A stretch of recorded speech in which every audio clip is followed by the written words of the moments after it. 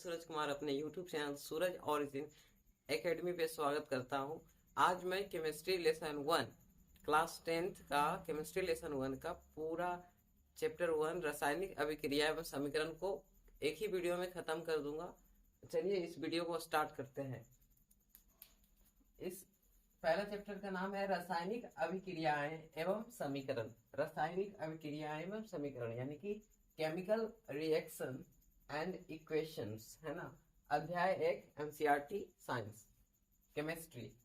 ठीक है, तो लेसन 1 हम केमिस्ट्री पूरा खत्म करने वाले। तो चलिए शुरुआत करते हैं। पहला कह रहा है, पहला हमें पढ़ना है कि रासायनिक अभिक्रिया किसे कहते हैं। रासायनिक अभिक्रिया किसे कहते हैं, पहले ये हमको समझ में आना चाहिए। रासायनिक अभिक्रिया, अभिक्रिया मतलब क्या होता है कि किसी भी वस्तु से क्या करना, क्रिया करना। ठीक है, तो इसका पहले हम परिभाषा देख लेते हैं। जब कोई पदार्थ अकेले या किसी अन्य पदार्थों से, जब कोई पदार्थ अकेले या किसी अन्य पदार्थों से अभिक्रिया कर अलग अलग गुण वाले नए पदार्थ का निर्माण करता है, उसे हम रासायनिक अभिक्रिया कहते हैं। ठीक है, मतलब कि कोई भी पदार्थ हो और अकेले करे या फिर किसी अन्य दूसरे पदार्थ से अभिक्रिया करे, जब दोनों पदार्थ जब अभिक्रिया करते हैं तो अभिक्रिया करके एक नए पदार्थ का बनाते हैं और उस पदार्थ का गुण क्या होता है, भिन्न भिन्न होता है, अलग अलग होता है, उसे हम क्या कहते हैं, रासायनिक अभिक्रिया कहते हैं। इसका और भी एक डेफिनेशन है जो बहुत ही सिंपल है। चलिए, ऐसे परिवर्तन, इसका डेफिनेशन है कि ऐसे परिवर्तन जिसमें नए गुणों वाले पदार्थों का निर्माण होता है। ऐसे परिवर्तन जिसमें नए गुणों वाले पदार्थों का क्या होता है, निर्माण होता है, उसे हम रासायनिक अभिक्रिया कहते हैं। ठीक है, तो इसका परिभाषा समझ में आ गया होगा। अब चलिए इसका एग्जांपल देख लेते हैं। जैसे हम एग्जांपल ले लेते हैं कि एक पदार्थ ले लेते हैं, हम ले लेते हैं कार्बन को ले लेते हैं। ठीक है, कार्बन एक तत्व हुआ और दूसरा हम ले लेते हैं ऑक्सीजन को। ठीक है, ऑक्सीजन। देखो, जब कार्बन जब ऑक्सीजन की उपस्थिति में क्या करता है, अभिक्रिया करता है, तो कार्बन डाइऑक्साइड प्राप्त होता है हमें, CO2। ठीक है, कार्बन डाइऑक्साइड का निर्माण होता है। तो क्या हुआ कि इसमें क्या हुआ कि जब कोई पदार्थ अकेले या किसी अन्य पदार्थों से अभिक्रिया करके किसी दूसरे पदार्थ का निर्माण करता है और जिसका गुण क्या होता है, अलग अलग होता है। ठीक है, तो उसे हम क्या कहते हैं, रासायनिक अभिक्रिया कहते हैं। तो समझ में आ गया होगा। चलिए इसका स्क्रीनशॉट लीजिए। इसका स्क्रीनशॉट ले लिया होंगे। अब चलिए नेक्स्ट टॉपिक है हमारा रासायनिक अभिक्रिया की कुछ विशेषता। देखिए, रासायनिक अभिक्रिया की विशेषता अगर कोई पूछ ले या फिर कहीं अगर क्वेश्चन दे दिया जाए तो हमें ध्यान देना है कि रासायनिक अभिक्रिया की विशेषता निम्नलिखित इस प्रकार है। पहला विशेषता हमें याद रखना है कि गैस की उत्पत्ति। पहला विशेषता हमको याद रखना है गैस की उत्पत्ति। दूसरा में याद रखना है अपक्षेप का बनना। तीसरा में याद रखना है रंग परिवर्तन। चौथा याद रखना है ताप में परिवर्तन। पांचवा याद रखना है कि अवस्था में परिवर्तन, है ना। तो ये सब हमारा क्या हुआ, कुल का क्या हुआ, विशेषता हुआ कि रासायनिक अभिक्रिया अगर किया जाए तो गैस की उत्पत्ति हो सकती है, अपक्षेप का बनना हो सकता है, रंग परिवर्तन हो सकता है, ताप में भी परिवर्तन हो सकता है, या फिर अवस्था में भी परिवर्तन हो सकता है। तो अब चलिए सबको पहले हम गैस की उत्पत्ति, इसका हम एग्जाम्पल लेते हैं। देखिए, पहला हमें बोल रहा है कि गैस की उत्पत्ति कैसे होगा, रासायनिक अभिक्रिया जब कराएंगे तो गैस की उत्पत्ति कैसे होगा। देखिए, जब दानेदार जस्ता की अभिक्रिया यानी कि जिंक, ठीक है, जब जस्ता की अभिक्रिया, ठीक है, जब दानेदार जस्ता की अभिक्रिया जब तनु हाइड्रोक्लोरिक अम्ल के साथ कराते हैं ना, तनु हाइड्रोक्लोरिक अम्ल के साथ जब करवाते हैं तो हमें क्या मिलता है, H2 गैस प्राप्त होता है। H2 गैस यानी कि हाइड्रोजन गैस। ठीक है, हाइड्रोजन गैस प्राप्त होता है। ठीक है, जब हम तनु हाइड्रोक्लोरिक अम्ल और दानेदार जस्ता की अभिक्रिया जब दोनों आपस में कराते हैं तो हमें क्या प्राप्त होता है, हाइड्रोजन गैस प्राप्त होता है। तो इससे हमें क्या दिखता है कि किसी भी अगर कुछ रासायनिक अभिक्रिया के फलस्वरूप गैस की भी उत्पत्ति हो सकती है। तो ये पहला का एग्जाम्पल हुआ। अब देखिए सेकंड में चलते हैं। सेकंड हमारा क्या है कि अपक्षेप का बनना। ठीक है, तो अपक्षेप का बनना भी हमें याद रखना है कि सोडियम क्लोराइड, ठीक है, सोडियम क्लोराइड के जलीय विलयन में यानी कि NaCl, सोडियम क्लोराइड के जलीय विलयन में जब सिल्वर नाइट्रेट का विलयन डालते हैं यानी कि AgNO3, सिल्वर नाइट्रेट का जब विलयन डालते हैं तो क्या होता है कि सिल्वर क्लोराइड का अपक्षेप प्राप्त होता है, इसलिए NaCl प्लस AgNO3, तो हमें क्या होगा, सिल्वर क्लोराइड का क्या होगा, अपक्षेप प्राप्त होगा। ठीक है, सिल्वर क्लोराइड का क्या होगा, अपक्षेप प्राप्त होगा। तो सीधा याद रखना है कि जब सोडियम क्लोराइड के जलीय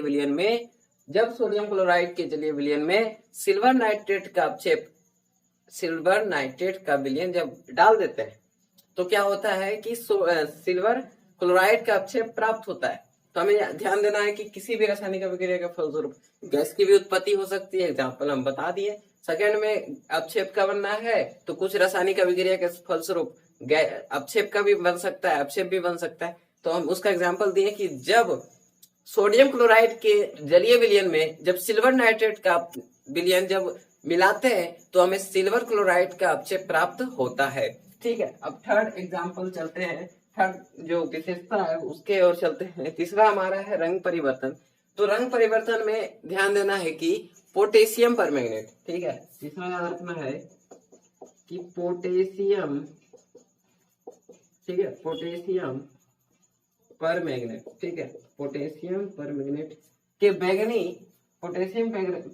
के बैगनी रंग के जलीय विलयन में, ठीक है, पोटेशियम परमैंगनेट के बैगनी रंग के जलीय विलयन में जब नींबू का रस धीरे धीरे क्या करेंगे, नींबू का रस जब हम निचोड़ेंगे, ठीक है, जब लेमन जूस जब इसमें डालेंगे, ठीक है, तो जो विलयन में जो बैगनी रंग है, ठीक है, ब्लू रंग जो है धीरे धीरे क्या होता है, गायब होने लगता है, धीरे धीरे क्या होता है, गायब होने लगता है। तो तीसरा एग्जाम्पल हमें ध्यान देना है रंग परिवर्तन। तो रंग परिवर्तन कैसे होगा, तो जब हम पोटेशियम परमैंगनेट के बैगनी रंग के जलीय विलयन में जब नींबू का रस धीरे धीरे क्या करते हैं, उसमें निचोड़ते हैं, तो क्या होता है कि उससे जो बैगनी रंग का जो विलयन है ना, उसमें बैगनी रंग जो है उससे कलर क्या हो जाता है, धीरे धीरे गायब होने लगता है।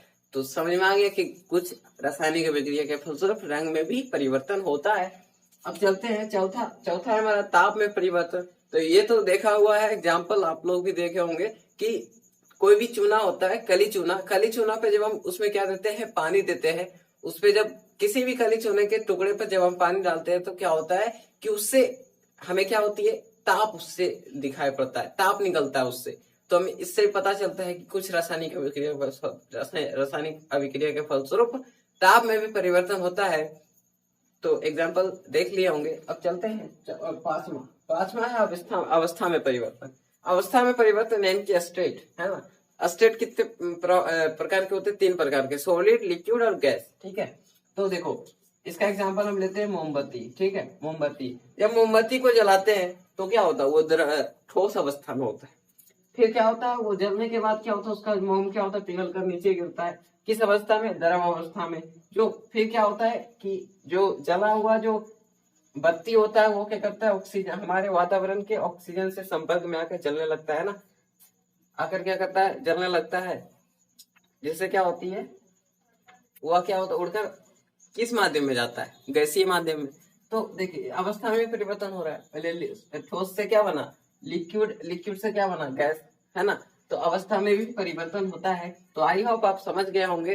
तब तक इसका स्क्रीनशॉट लीजिए। अब चलते हैं नेक्स्ट टॉपिक पे। आई होप उसका आप स्क्रीनशॉट ले लिए होंगे। अब चलिए चलते हैं नेक्स्ट टॉपिक पे। नेक्स्ट टॉपिक है हमारा रासायनिक समीकरण। नेक्स्ट टॉपिक क्या है, रासायनिक समीकरण। आखिरकार रासायनिक समीकरण होता क्या है, केमिकल इक्वेशन, यानी कि जैसे कि आप मैथ भी पढ़े होंगे, है ना, इक्वेशन, है ना। किसी भी समीकरण को क्या करना, संतुलित करना, संतुष्ट करना, है ना। आप जानते होंगे समीकरण के बारे में। उसी समीकरण के बारे में हम केमिस्ट्री में भी पढ़ने वाले हैं। तो रासायनिक समीकरण होता क्या है, तो देखो कोई भी क्या होता है कि इसका पहले हम परिभाषा देख लेते हैं कि किसी रासायनिक अभिक्रिया में भाग लेने वाले पदार्थों के संकेतों एवं सूत्रों की सहायता से उस अभिक्रिया को संक्षिप्त में निरूपण करना ही क्या कहलाता है, रासायनिक समीकरण कहलाता है। ठीक है, तो देखो किसी भी अभिक्रिया में अगर कोई भी अभिक्रिया हो रहा है, उस अभिक्रिया में जो जो पदार्थ जो भाग ले रहे हैं, यानी कि भाग लेंगे, उस पदार्थ को हम क्या कहेंगे, अभिकारक कहेंगे। और जो अभिक्रिया के फलस्वरूप जो नए पदार्थ बनेंगे उसको हम क्या कहेंगे, प्रतिफल कहेंगे। दोनों को किसी एक समीकरण के अंदर निरूपित करना ही क्या कहलाता है, रासायनिक समीकरण कहलाता है। तो समझ में आ गया होगा कि किससे निरूपित करते हैं, कुछ संकेतों एवं सूत्रों की सहायता से किसी भी अभिक्रिया को हम संक्षिप्त में समीकरण की सहायता से उस अभिक्रिया को हम क्या कर सकते हैं, दर्शा सकते हैं। जैसे मान लीजिए कि कार्बन है, कार्बन जब ऑक्सीजन से अभिक्रिया करता है तो कार्बन डाइऑक्साइड का निर्माण होता है ना। जब कार्बन ऑक्सीजन की उपस्थिति में जब जलता है, देखो एग्जांपल ले लेते हैं, जब देखो कार्बन को हम सी से निरूपित करते हैं, प्लस ऑक्सीजन को O2 है ना, कार्बन प्लस ऑक्सीजन जब अभिक्रिया करेगा तो CO2। देखो ये छोटा सा अभिक्रिया हो रहा है, ये क्या हुआ, संकेत के रूप में हुआ, सूत्र के रूप में हुआ, ये LHS इधर RHS है ना। तो इस सूत्र के सहायता से तो इतना लिखे, अगर इसको हम इस तरह लिखे हिंदी में तो कितना बड़ा होगा कि जब कार्बन ऑक्सीजन की उपस्थिति में अभिक्रिया करता है तो कार्बन डाइऑक्साइड का निर्माण होता है। इतना बड़ा कौन, और अलग अलग देश के साइंटिस्ट होते हैं है ना, तो सब उस हिंदी वाले नहीं समझ सकते, लेकिन जो ये इक्वेशन होता है ऑल ओवर द वर्ल्ड, जो संकेत एवं सूत्र जो होते हैं, केमिकल फॉर्मूला एवं जो भी है ना, सभी जगह क्या होते हैं, सेम यूज होते हैं, जिस कारण से किसी भी देश के वैज्ञानिक को समझने में कोई कठिनाई नहीं होती है। ठीक है, तो समझ में आ गया होगा कि रासायनिक समीकरण से क्या होता है, कि इस तरह से हम दर्शाते हैं एक इक्वेशन के रूप में। और इसका परिभाषा बोले तो बोल देना है कि किसी भी रासायनिक अभिक्रिया में भाग लेने वाले पदार्थों के संकेतों एवं सूत्रों की सहायता से उस अभिक्रिया को संक्षिप्त में निरूपण करना ही क्या कहलाता है, रासायनिक समीकरण यानी कि केमिकल इक्वेशन कहलाता है। तो अब इसके लाभ भी तो होते होंगे, इससे लाभ क्या है, चलिए उसको देखते हैं।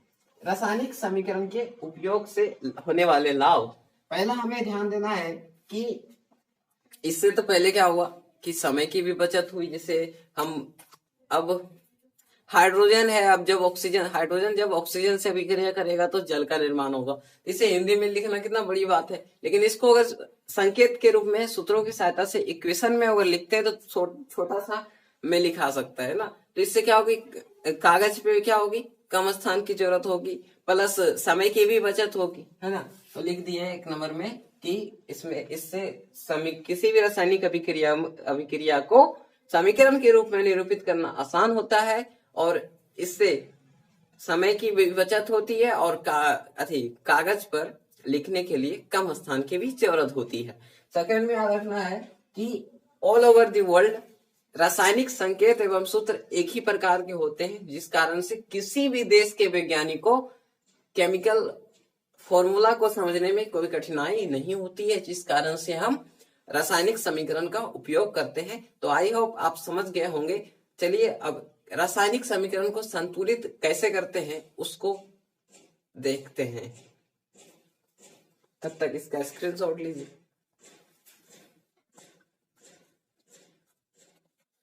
स्क्रीनशॉट ले लिए होंगे। चलिए चलते हैं नेक्स्ट टॉपिक जो है हमारा कि अभिकारक एवं प्रतिफल यानी कि उत्पाद होता क्या है। तो प्रतिफल सीधा समझना है कि जो रासायनिक अभिक्रिया में जो पदार्थ भाग लेता है, हिस्सा लेता है, ठीक है, कोई भी रासायनिक अभिक्रिया, जैसे कि कार्बन डाइऑक्साइड बनता है, तो कार्बन डाइऑक्साइड कैसे बनता है, जब ऑक्सीजन से क्या करता है, अभिक्रिया करता है। तो कार्बन और ऑक्सीजन क्या हुआ भैया, तो कार्बन और ऑक्सीजन हमारा हो गया अभिकारक, और CO2 यानी कि कार्बन डाइऑक्साइड हमारा होगा प्रतिफल यानी कि उत्पाद। ठीक है, तो चलिए इसका परिभाषा एक बार देख लेते हैं। ऐसे पदार्थ जो रासायनिक अभिक्रिया में हिस्सा लेते हैं उसे हम अभिकारक कहते हैं। ठीक है, उसे हम क्या कहते हैं, अभिकारक कहते हैं। जैसे कि हम एग्जांपल लिए हैं, जब ऑक्सीजन से अभिक्रिया करता है तो कार्बन डाइऑक्साइड का निर्माण होता है। तो कार्बन और ऑक्सीजन ये दोनों क्या हुआ, अभिकारक हुआ। क्या हुआ, ये दोनों अभिकारक हुए। ठीक है, अभिकारक हुए। ठीक, ये दोनों क्या हुए, अभिकारक हुए।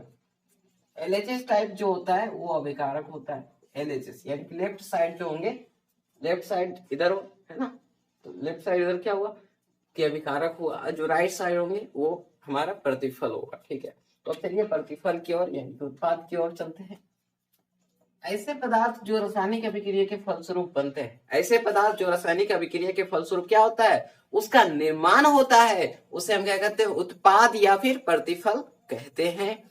जैसे कि जब यही एग्जांपल लेके चलते हैं, जैसे कि कार्बन जब ऑक्सीजन से अभिक्रिया किया तो ये दोनों क्या हुआ, अभिकारक। ठीक, ये दोनों क्या हुआ, अभिकारक हुआ। ठीक है, और अभिक्रिया किया तो CO2 का निर्माण हुआ। ठीक है, तो CO2 का जो निर्माण हुआ, नया पदार्थ का जो निर्माण हुआ, इसे हम क्या कहते हैं, प्रतिफल। ठीक है, इसे हम प्रतिफल या फिर उत्पाद कहते हैं। ठीक, तो समझ में आ गया होगा, तब तक इसका स्क्रीनशॉट लीजिए। चलिए चलते हैं नेक्स्ट टॉपिक पे। स्क्रीनशॉट ले लिए होंगे। अब चलिए चलते हैं नेक्स्ट टॉपिक पे, जो है हमारा कि किसी भी रासायनिक समीकरण को संतुलित कैसे करेंगे, समान बैलेंसिंग कैसे करेंगे, तो उसको हम हॉट ट्रिक से हम क्या करेंगे, संतुलित करेंगे। तो चलिए स्टार्ट करते हैं। देखिए पहला हमें क्वेश्चन दे रखा है Mg plus HCl, Mg plus HCl तीर चिन्ह यानी कि एरो का चिन्ह है, और MgCl2 प्लस H2। तो हमें सबसे पहले क्या कर लेना है, जांच कर लेना है कि इधर क्या होता है LHS, पहले पता होना चाहिए इधर क्या होगा LHS और इधर क्या होगा RHS। ठीक, इधर हो गया LHS, इधर क्या हो गया उल्टा, इधर हो गया LHS, इधर हो गया RHS। ठीक है, तो इस तरह से कर लेंगे चेक करने के लिए। ठीक है, अब जो जो हमारा तत्व है, ठीक है, तो पहले मैग्नीशियम है तो मैग्नीशियम लिख लेंगे। मैग्नीशियम इधर कितना है, 1। ठीक, इधर मैग्नीशियम देख लेते हैं, इधर भी मैग्नीशियम कितना है, 1। ठीक, अब हाइड्रोजन देख लेते हैं, हाइड्रोजन कितने हैं, इधर 1। ठीक, हाइड्रोजन इधर कितने हैं, हाइड्रोजन कितने हैं इधर 2। ठीक, और Cl यानी कि क्लोरीन, क्लोरीन इधर कितना है, 1, और इधर क्लोरीन कितने हैं, 2। ठीक, तो क्या यह समीकरण संतुलित है, क्या यह समीकरण संतुलित है, नहीं। इधर मैग्नीशियम 1 है, इधर भी मैग्नीशियम 1 है, चलो ये ठीक है। हाइड्रोजन इधर 1 है, इधर हाइड्रोजन 2 है, ये गड़बड़ है। ठीक, और इधर क्लोरीन है, इधर 1, इधर क्लोरीन 2 है, तो दिक्कत वाली बात है। तो हॉट ट्रिक में होता यह है कि जो समीकरण होगी, तत्व होंगे, उसके पहले क्या किया जाता है, गुना करके समीकरण को क्या किया जाता है, बैलेंस यानी कि संतुलित किया जाता है। तो चलिए बैलेंस करते हैं। मैग्नीशियम की ओर 1, इधर भी 1, तो इधर गुना करने की कोई जरूरत नहीं है। पहले हम एक जगह लिख लेते हैं, फिर से एक बार लिख लेते हैं,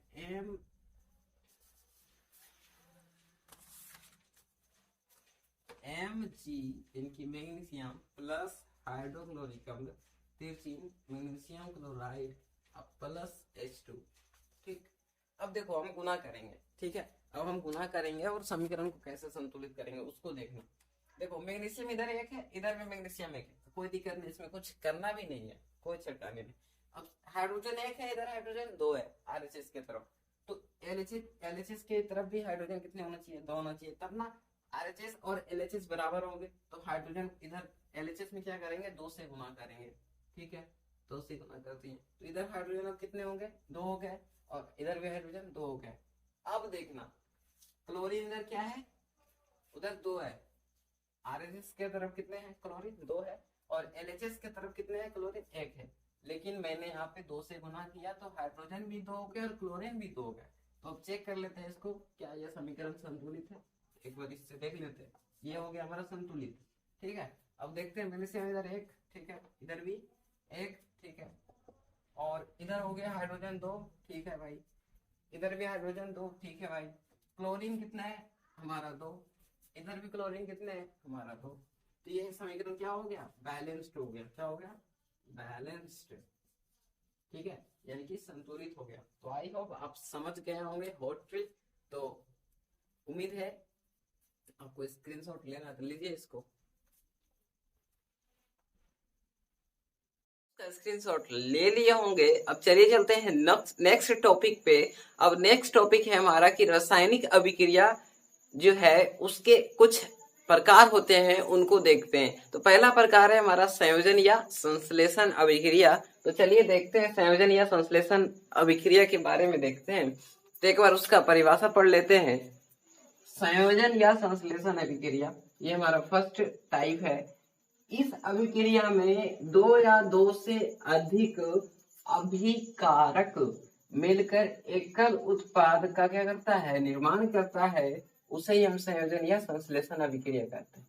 तो बात है कि दो या दो से अधिक अभिकारक, अभिकारक का मतलब समझ गए होंगे, जो रासायनिक अभिक्रिया में हिस्सेदारी लेता है उसे हम अभिकारक कहते हैं। और जो रासायनिक अभिक्रिया के फलस्वरूप जो नए पदार्थ बनते हैं उसे हम उत्पाद कहते हैं। उत्पाद यानी कि प्रोडक्ट्स, है ना, प्रोडक्ट्स जो बनते हैं उसे प्रोडक्ट कहते हैं इंग्लिश में, और उसको हिंदी में उत्पाद कहते हैं। तो समझ में आ गया होगा। तो जब दो या दो से अधिक अभिकारक जब क्या करेंगे, मिलकर एकल उत्पाद का निर्माण करेंगे तो उसे हम संयोजन या संश्लेषण अभिक्रिया कहेंगे। इसका एग्जांपल हम लेते हैं, जैसे कि कार्बन और ऑक्सीजन, ये दो क्या हुए, दो या दो से अधिक अभिकारक हुए, और जब ये दोनों अभिक्रिया करेंगे तो कार्बन डाइऑक्साइड का निर्माण करेंगे, यानी कि उत्पाद कहलाएगा। ये हमारा उत्पाद हो गया, ठीक है। तो ये हो गया हमारा एग्जाम्पल, ठीक है। तो आई होप समझ में आ गया होगा। तब तक इसका स्क्रीनशॉट लीजिए। चलिए चलते हैं दूसरे टाइप की ओर, वियोजन अभिक्रिया की तरफ। तब तक तो आई होप आप उसका स्क्रीनशॉट ले लिए होंगे। अब चलिए चलते हैं, सेकेंड टाइप हमारा है वियोजन अभिक्रिया। तो वियोजन अभिक्रिया होता क्या है? वियोजन अभिक्रिया में सेम क्या होता है, जुटने के जगह पे टूटकर दो या दो से अधिक क्या होता है, पदार्थ क्या बनते हैं, नए नए पदार्थ क्या होते हैं, निर्माण करते हैं। तो चलिए इसका डेफिनेशन देखते हैं वियोजन अभिक्रिया का। तो वियोजन अभिक्रिया के जो डेफिनेशन है, वह अभिक्रिया जिसमें किसी यौगिक के बड़े अणु को टूटने से दो या दो से अधिक सरल यौगिक बनते हैं, उसे हम वियोजन अभिक्रिया कहते हैं। यानी कि कोई बड़े अणु, बड़े यौगिक होंगे, उसके बड़े अणु टूट कर है ना, टूट कर क्या करेंगे, दो या दो से अधिक सरल यौगिक का निर्माण करेंगे। देखिए इसका एग्जाम्पल है, पहला एग्जाम्पल इसका है CaCO3, यानी कि कैल्शियम कार्बोनेट। कैल्शियम कार्बोनेट को जब आप गर्म करते हैं, ठीक है, आप जब कैल्शियम कार्बोनेट को जब गर्म करेंगे ना, तो कैल्शियम ऑक्साइड और साथ ही साथ कार्बन डाइऑक्साइड गैस क्या होगा, रिलीज होगा।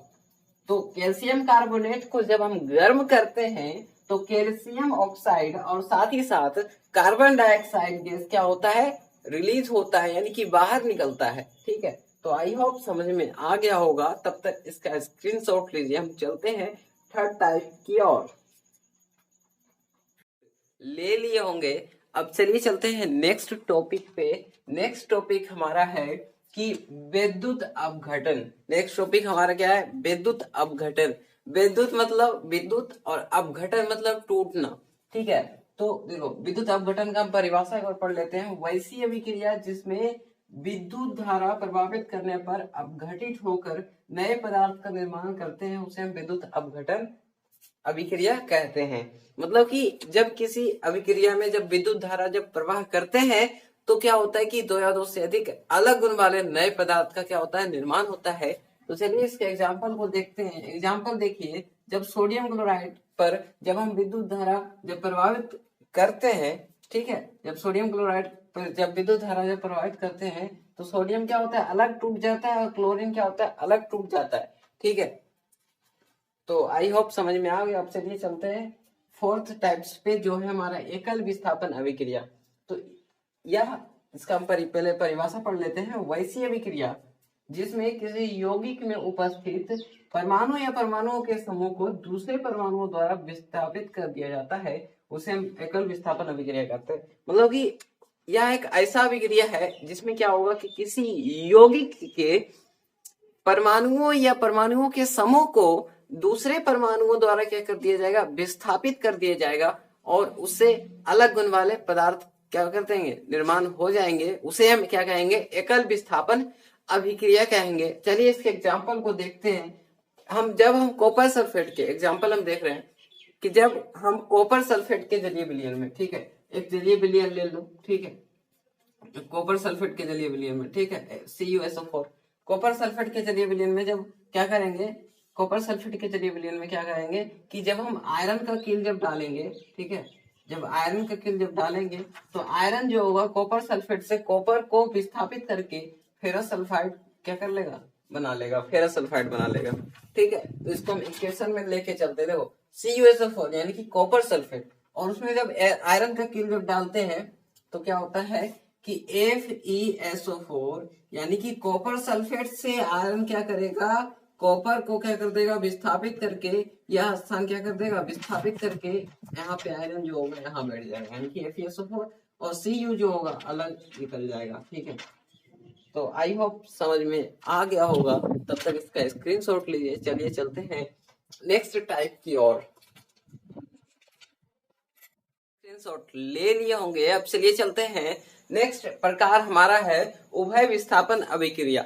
उभय विस्थापन अभिक्रिया होता क्या है, तो वैसी अभिक्रिया जिसमें क्या होता है किसी यौगिक के आयनों का आदान प्रदान करके दो या दो से अधिक अलग गुण वाले पदार्थ का निर्माण करता है, उसे हम क्या कहते हैं, उभय विस्थापन अभिक्रिया कहते हैं। तो चलिए इसका परिभाषा हम देख लेते हैं।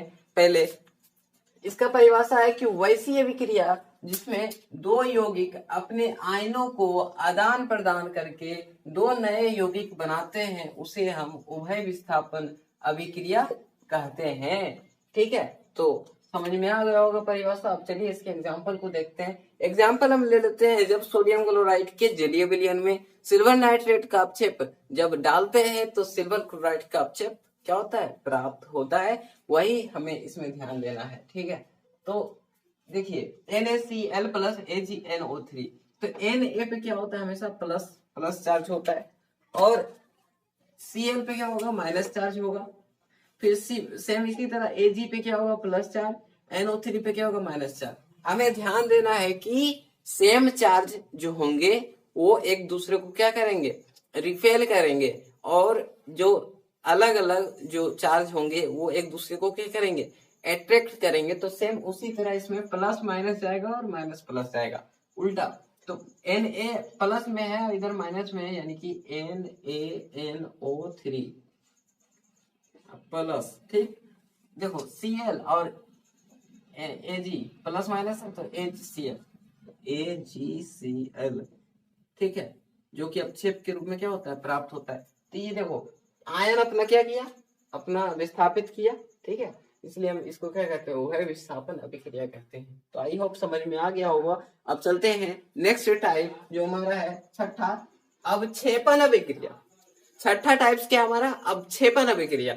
तो यह ऐसा अभिक्रिया होता है, क्या होता है कि ऐसा अभिक्रिया होता है जो ठोस रूप में क्या होता है, प्रतिफल, ठोस, इसका प्रतिफल जो होता है ठोस रूप में विलयन में से अलग हो जाता है, उसे हम अवक्षेपण अभिक्रिया कहते हैं। तो इसका परिभाषा एक बार देख लेते हैं। वैसी अभिक्रिया जिसमें कोई प्रतिफल ठोस रूप में क्या हो, तो विलयन में से अलग हो जाता है, उसे हम अवक्षेपण अभिक्रिया कहते हैं। तो आई होप डेफिनेशन समझ में आ गया होगा। अब चलिए चलते हैं इसका एग्जाम्पल। इसका एग्जाम्पल सेम इसी तरह होगा विस्थापन अभिक्रिया वाला, जिसे NaCl प्लस AgNO, इस पे भी प्लस चार्ज, इस पे माइनस चार्ज, इस पे प्लस चार्ज, इस पे माइनस चार्ज। ठीक है, तो उल्टा जाएगा तो क्या हो जाएगा, AgCl प्लस NaNO3।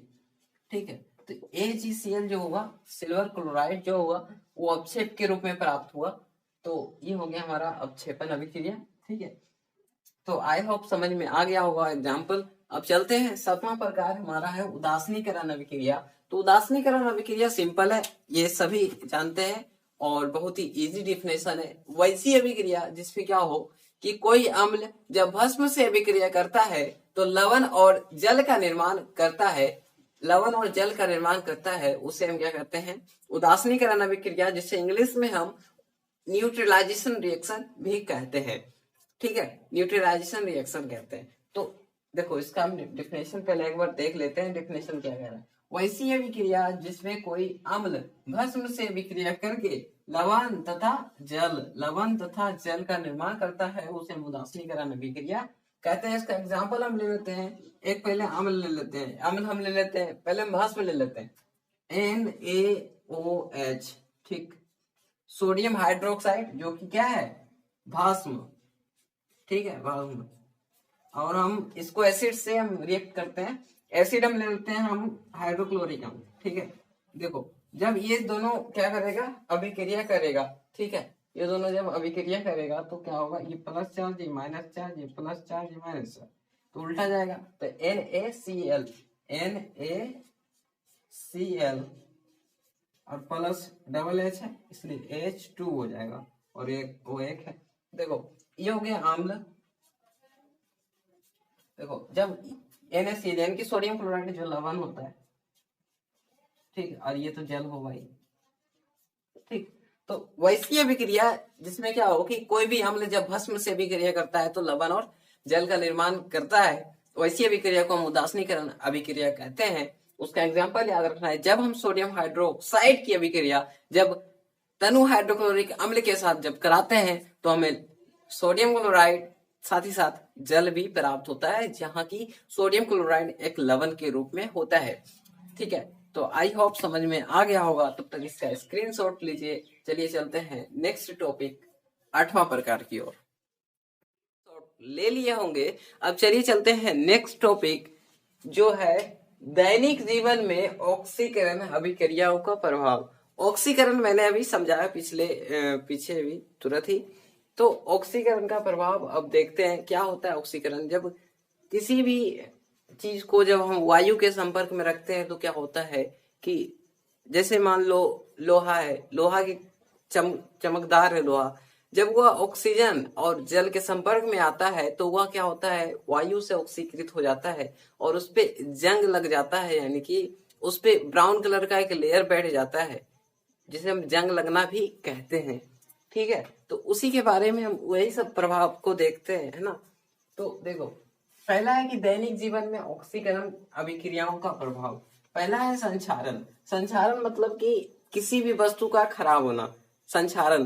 देखो इसका परिभाषा एक बार पढ़ते हैं। जब कोई धातु यानी मेटल आर्द्रता यानी कि ह्यूमिडिटी यानी कि आर्द्रता, है ना, नमी जिसको बोलते हैं, ठीक है, अम्ल आदि के संपर्क में आती है, जिससे धातु की ऊपरी परत कमजोर हो जाता है और उसे क्या कहते हैं, संक्षारण कहते हैं। मतलब कि जब कोई वस्तु जब कोई धातु, है ना, जब कोई धातु आर्द्रता, नमी, वाटर, है ना, अम्ल इत्यादि के संपर्क में जब आता है तो उसके ऊपर क्या होता है, एक लेयर बैठ जाने से वह क्या होता है, कमजोर हो जाता है, जिसे हम क्या कहते हैं, संक्षारण कहते हैं।